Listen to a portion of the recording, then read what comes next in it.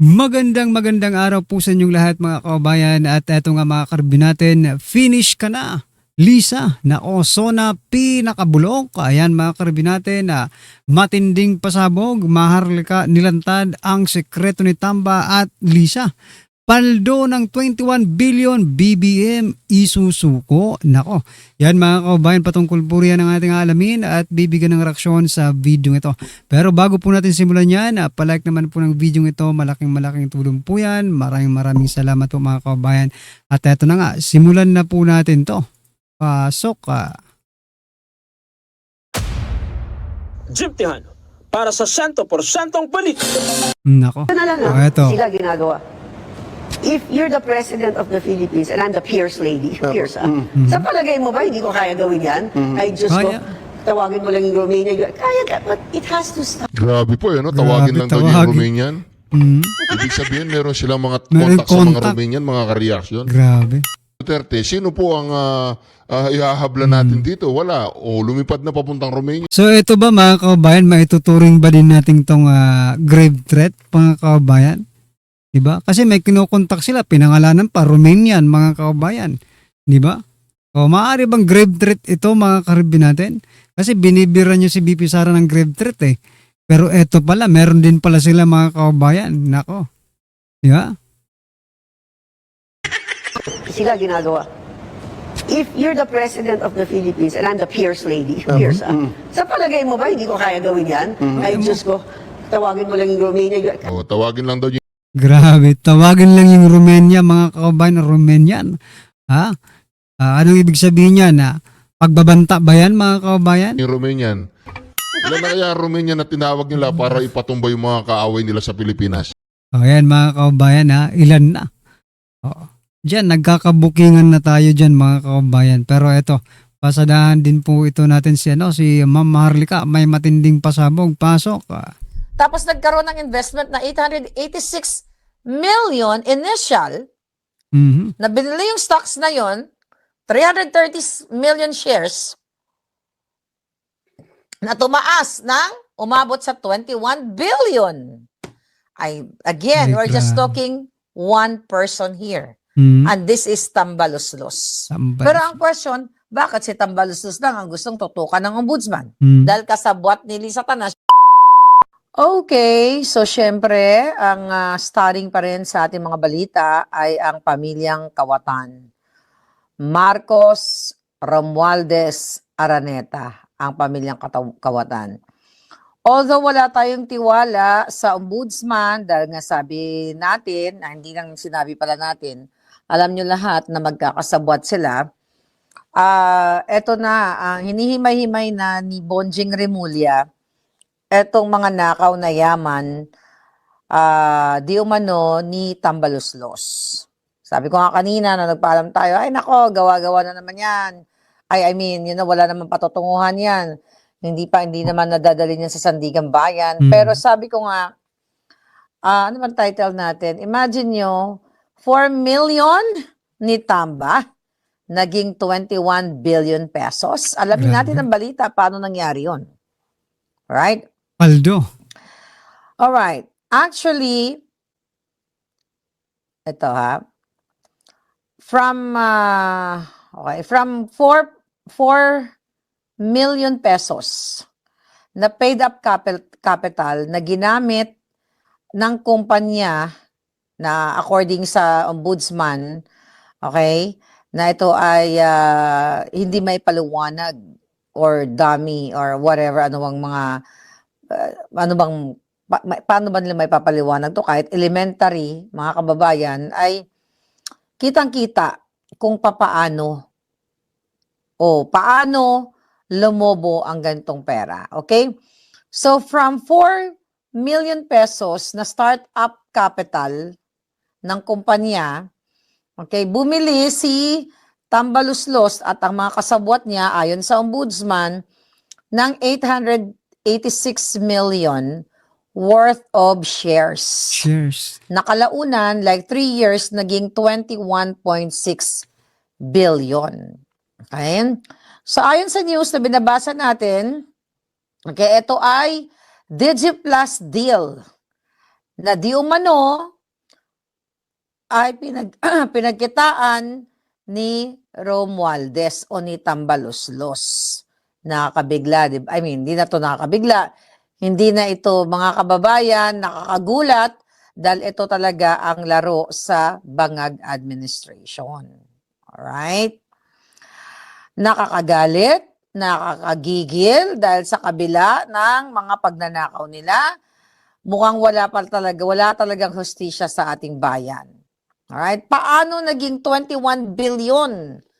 Okay, ang 4 million na capital, and from 4 million paid up capital for that company, nag-invest ng 886 Grabe ha. million. Okay bago mag 21 billion, nag-invest muna, okay, si Tambaluslos ng 886 million pesos from that company na Clear of Springs ba ang pangalan? Then, mga kababayan, hindi maipakita kung saan galing yung pera. Right? Sa maleta Sabi na sa yan. balita, eto.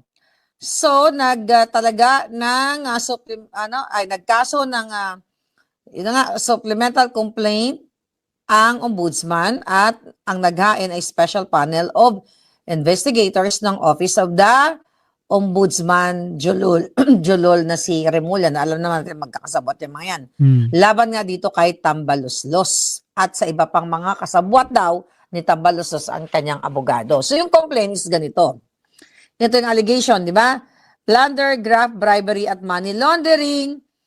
At ngayon ay pinag-aaralan daw nila, preliminary investigation, chuchu. Sabi ko nga, later on, baka na mamaya wala na naman probable cause niyan at absuelto na naman si Tambaluslos kasi I believe hindi pa na-freeze yung kanyang account, right? Kasi dapat ma-freeze na yung kanyang account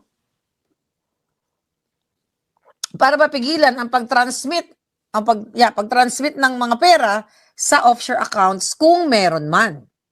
So sabi ng ombudsman, okay, ang isang kumpanya na tinatawag na hindi pala Clear Spring Holdings, okay? Offspring kasi, no? Clear Spring Holdings Corporation, ito na, ang bumili ng 330.6 million shares ng DigiPlus Interactive Corporation noong 2022. Okay. Tandaan ninyo, ang paid-up capital ng kumpanyang ito is only 4 million pesos. Then, based dito sa binabasa nating artikulo 4.4, hindi, walang 4. 330.6 million shares, right, ang binili noong 2022 na nagkakahalaga ng shares to 886 million pesos. Kababayan, ang malaking katanungan dito, sino ba talaga yung may-ari nitong Clear Spring na ito? Alright? Sino nga kaya? Dahil ayon kay Bonjing Remulla, itong kanyang supplemental complaint, hindi daw independent company ang Clear Spring. At sa halip, inaangkin ng reklamo na isa lamang itong nominee vehicle na ginagamit umano upang magmay-ari at magtago ng mga assets na sinasabing beneficially owned ni dating House Speaker Martin Tambaluslos Romualdez. Nako. Front Okay? pala ito. So yun ang aligasyon ni Bonjing na utos ni Satanas. We don't know kung talaga ba nag-aaway sila. Baka lang to. We don't know Drama kung lang. talagang ito ay isasama lang talaga. Well, we all know na isasama ito sa SONA, pero ang question natin, pananagutin ba? Right? G kung, yan, thank you sa Jewel. So yan mga kababayan, pananagutin ba talaga si Tamba? Or ito ay isang drama lamang mga kababayan? Drama-drama lang para mayroon silang pag-usapan or maipakita dito po sa SONA mga kababayan na sinasabi nating itong SONA na pinakabulok mga karibyo natin, no? Ito po yung SONA pinakabulok. Teka lang Teka lang, ayusin natin ito mga kababayan. Pinakabulok ang SONA ito Si Pangulong Rodrigo. Kaya inihilot-hilot ng Amerika ngayon. That's why we have the rules. Because when we have the rules, it dictates fair play. So if now we're not going to Isa po siyang political operator ni Bangag. Kaya naman mga ka-reaction, dyan lang kayo. Marami po tayong pag-uusapan dito. Ito mga ka-reaction.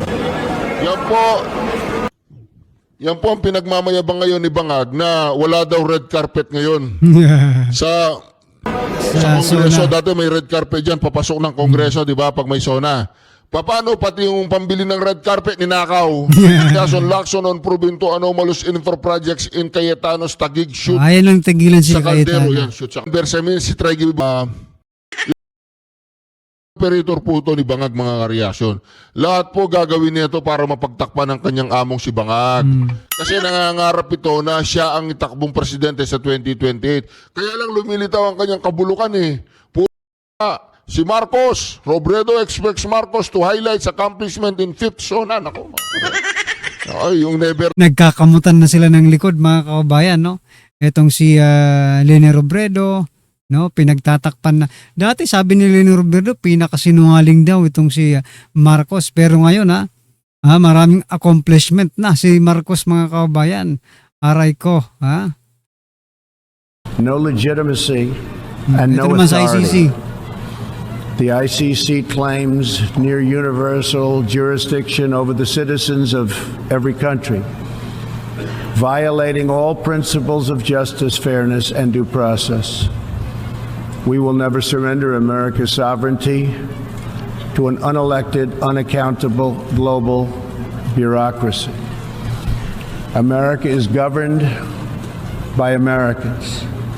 We reject the ideology of globalism, and we embrace the doctrine of patriotism. Around the world, responsible nations must defend against threats to sovereignty. Nako, malaking sampal yan kay Marcos mga kababayan, no? All nations, no? Threat to sovereignty ang ICC mga kababayan, pero nung ginawa ni Marcos mga kababayan, pinayagan po na balahurain ng ating soberanya sa pagpapa-kidnap kay former President Duterte patungong dahig mga kababayan, no? Not just from global governments, but also from other new forms of coercion and domination. Bawal sa Islam ang Diyos-Diyosan. Kaya hindi kami naniniwala sa mga Lord. Lalo na sa mga gambling Lord, drug Lord, landlord, lahat na ng Lord. Huwag mo akong daanin sa ikaw ay media, ikaw ay may platform, pati mga nagtatrabaho sa akin sa opisina, bakatan mo. Lalaki ka naman, di ba? Kung lalaki ka, di imbitahin mo ako. Mag-usap tayo. Huwag niyo akong daanin sa ganyan kasi walang kinalaman ang mga nagtatrabaho sa akin sa opisina. Yung impeachment na yan, lahat po ng sinasabi ko dyan, akin galing. Hindi ako humihingi ng tulong sa mga abogado ko kasi ayaw ko silang madamay. Kasi alam ko, political yan eh. Yung impeachment na yan, political. Kaya ayaw ko ding maipit yung mga tao ko sa opisina. Sarili ko po yan. Kaya kung sisisihin mo, Lord,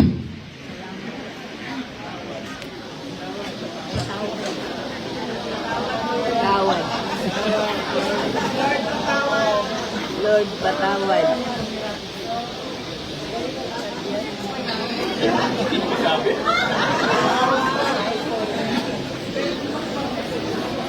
ipagpapasa Diyos na lang kita. Allahu Akbar. Ayun, no? Lupit dito eh. Ngayon humingi po siya na sorry. Ito si Lord mga kababayan. Robin Hood Padilla. Dear staff, Ito po ang sinabi niya kay Senator Robin. Ito siya po ang tinutukoy niyang Lord. this is Lord. not a letter about politics. It is a plea about occupational safety. Your principal is a man of remarkable confidence. But confidence is like methane, or methane gas. It requires careful management. Left unattended, it escapes into microphones and seeps into the national conversation in the most unflattering of ways. You occupy a role more important than merely arranging schedules and carrying folders. You are the last line of defense between an impulsive thought and the congressional record. Somewhere between the senator's brain and the nearest microphone or TV camera, there ought to be a checkpoint, like a customs inspection or a quarantine station or border patrol. Somewhere in your team, a brave soul must be empowered to whisper, "Sir, wait," before pointing to a framed poster of what resembles the four-way test. Ang daldal nito mga karyasyon, tama na. Binanatan niya si Robin Padilla, sabi niya parang pinapakita po niya dito mga karyasyon, nabobo ang ating idol. Naku po, bobo daw ang ating idol mga karyasyon. Parang ganun po. Ganun po ang tingin nila kay Senator Robin Padilla, mga kababayan. Pero bago po nila sabihin yan, mga karibin natin, dito po sa mga mainstream media, bago niyo po batikusin si Senator Robin Padilla, no? Magsalita muna kayo. Mag-imbestiga muna kayo kasi mga investigative naman kayo, no? Investigative journalism. Mag-imbestiga kayo sa totoong nangyayari sa ating bansa. Huwag kayong mag-focus sa mga personal. Huwag kayong mag-focus sa mga figures ng ating bansa, di ba? Mag-focus kayo doon po sa mga gumagawa ng kalokohan. Gumawa ba ng kalokohan si Senator Robin Padilla? Diyan sa ano na yan? I mean, nagnakaw ba si Senator Robin Padilla habang siya ay senador? Doon sa mga magnanakaw, tahimik pa kayo sa ano, di ba? Basagin nyo na ang katahimikan ninyo. Kung nabusalan kayo, wala, mga bayaran kayo kung nabusalan kayo, di ba? Magsalita kayo patungkol din sa flood control, sa mga dapat mag-imbestiga kayo kung meron ba talagang project ang ating Pangulo, may mga natapos na bang proyekto ang ating Pangulo. Hindi yung panay lang kayo, yes sir, di ba? Pag nagbe-press briefing kayo, yes sir lang kayo ng yes sir siguro di ba? As long as may envelopmental media, mga kaubayan, walang patutunguhan ng ating bansa. Buti na lang at meron tayong tinatawag na social media. Ito po talaga yung totoong mass media, mga kababayan. Kasi masa po ang gumagamit nito. Yung gumagamit po sa mga mainstream media, mga oligarch po yan mga kababayan no? Mga oligarch po ang gumagamit ng mainstream media. Kaya pilit po nilang pagtatakpan yung mga kalukuhan ng kanilang mga kasabwat, diba? Mga kasapakat, mga kababayan. Idol mga karyasyon, parang ganun po ang kanyang sinasabi mga karyasyon. Kaya ngayon, Kahit naman ng mga taga Malacanang yung sa United Kingdom ni Vice President. At saka yung mga kalaban niya, lalong-lalo na ito si Ridon. Kaigit na. Grabe, no? We love you, Vice President Sara! Inday Sara!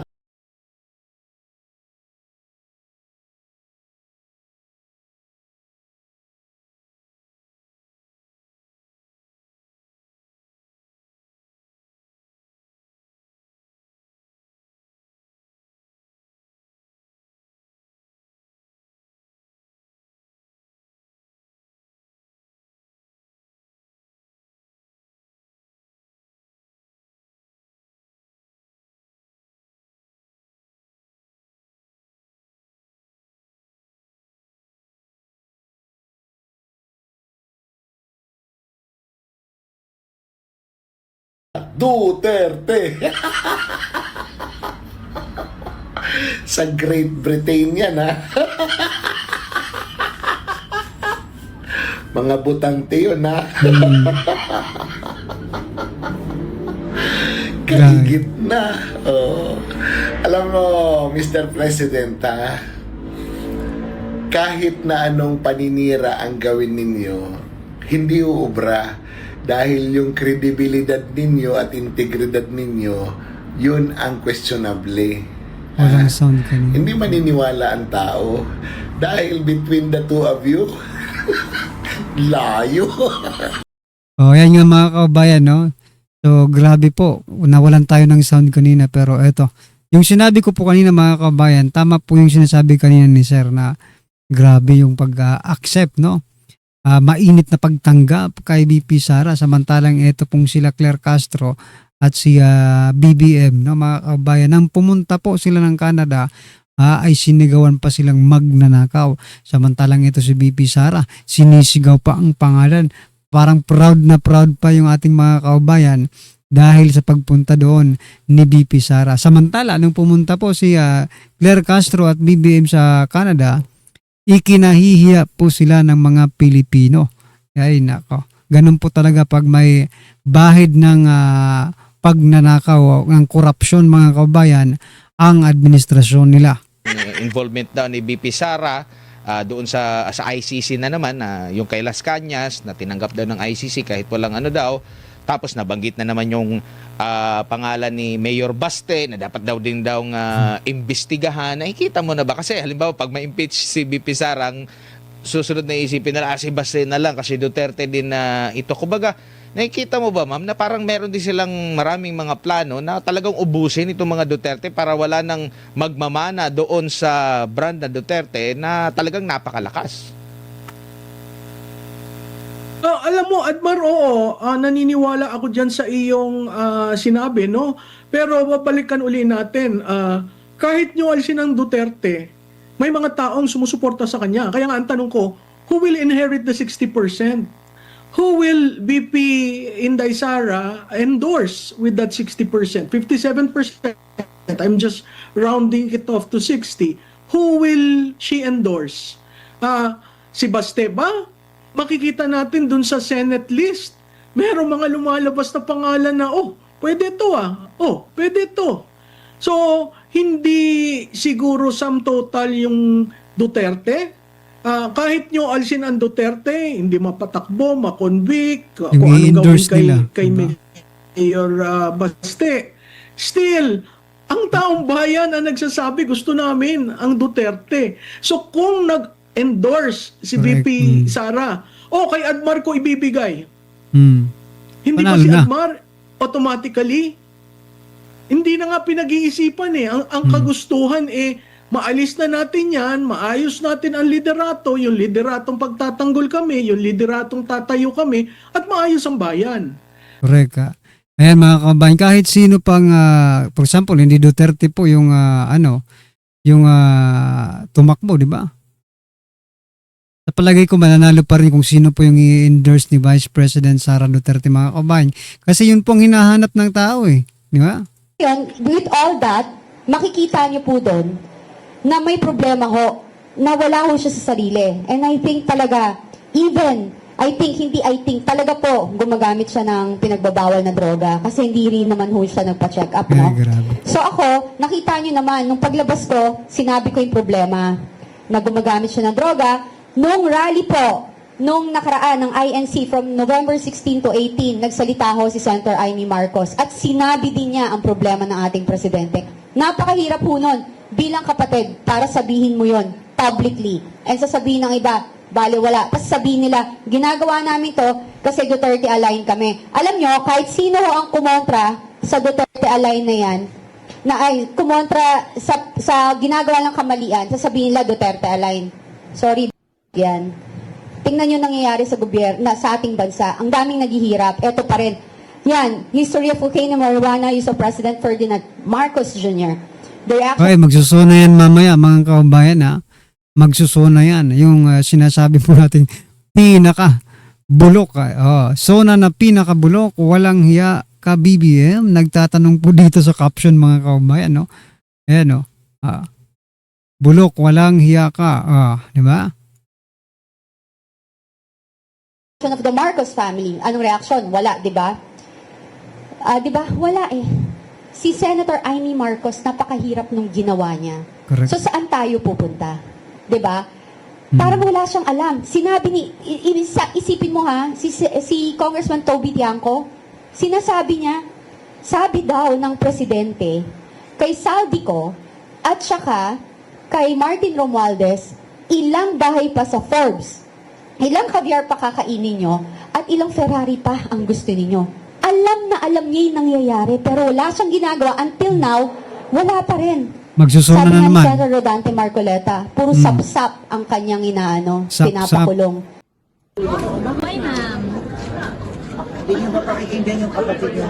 Okay lang, pakikinggan. Yun nga lang, masama ang loob namin dahil pinagkukulong, kinakasuhan ang minority. Yun lang, parang hindi ko kaya eh. Masama ang loob ko dyan eh. Kaya din kayo nakatindin mo. Kasi it was mentioned by Senator Cayetano. Last year, So kung I think kung ano di ba, parang alanganin din mga kababayan kasi tingnan nyo sa dami po ng sinasabi ni Senator Amy Marcos dito kaya Presidente Bongbong Marcos mga kababayan, parang hindi naman kinakasuhan itong si Senator Amy, di ba? Kaya masasabi talaga nating selective ang justice dito mga kababayan, no? Parang mayroon pa rin nananalaytay na dugo ng magkapatid sa kanilang dalawa. Eh magkapatid nga eh. I mean, parang 'di ba? Nag-aalangan pa si Marcos Jr. na berahin talaga yung ate niya. Parang mahal pa rin niya yung ate niya dito. itim din ako eh. Diba? Itim. Yun ang aking tinakbo ng 2025 bilang senador. Yung election campaign ko, itim. Ayun. But by not attending this year's SONA, is that a form of protest? Well, I think marami sa amin di pupunta. Pero last year din na rin ako pumunta talaga. Sino ba hindi pupunta? Sorry? Sino ba hindi pupunta? Palagay ko, sina Sen. Loren, Senator Cayetano, Sen. Robin yata. Di ko alam kung sino pa eh. Was that a consensus to the minority? Hindi. Nagtanungan nga lang kami ngayon eh. Wala namang usapan na mag-itim, wala namang usapan na hindi sisito.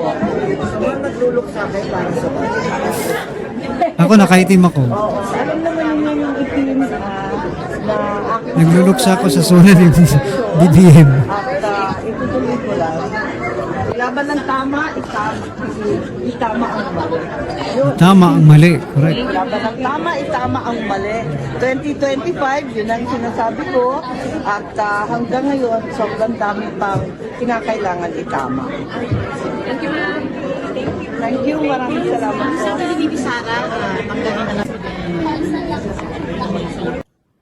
Umani naman ang samot-saring reaksyon sa ilang netizen maging sa social media ang biglaang paglobo ng police visibility sa ilang pangunahing lugar gaya ng Luzon Avenue at Commonwealth Avenue sa bisperas ng anibersaryo ng Iglesia ni Cristo. Happy Ibabalita po anniversary. yan ni Jimboy Tijano. Jimboy! Grabe. Mag-resign ka na!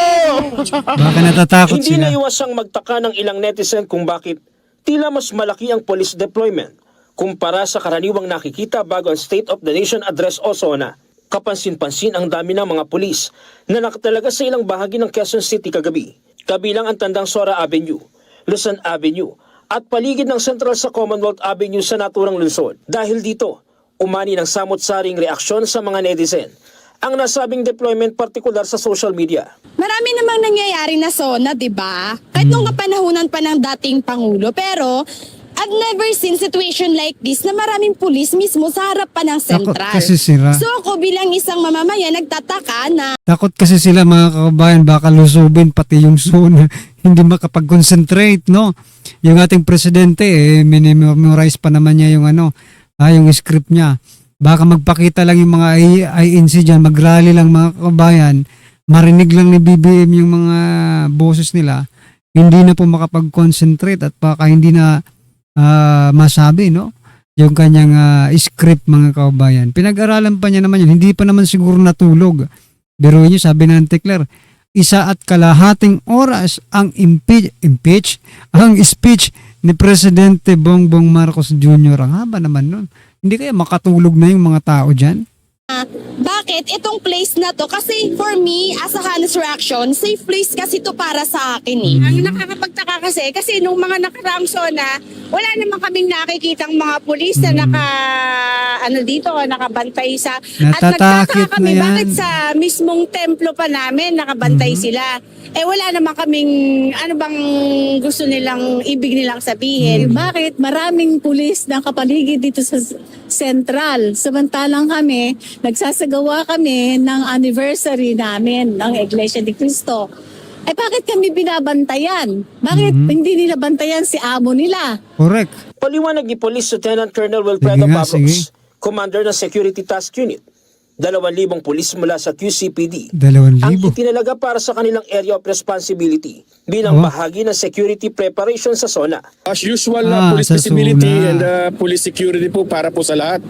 Dahil po nagkataon lamang na nasabay po yung anibersaryo doon po sa zona. Gigit pa ng opisyal, pangunahing layunin nito ang tiyakin ang seguridad ng publiko. Gayun din ang maayos sa daloy ng trapiko lalo na sa inaasahang pagdagsa ng mga rallyista sa paligid ng Commonwealth Avenue at Batasan Complex. Unang-una, maayos po natin yung seguridad.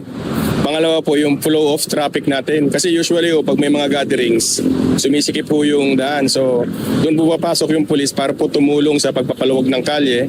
And then at the same time para po sa seguridad ng mga traffic traveler po at saka yung mismo mga tao po.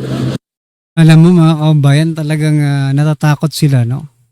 At saka halatang halata na talagang walang laman yung zona ng Pangulo.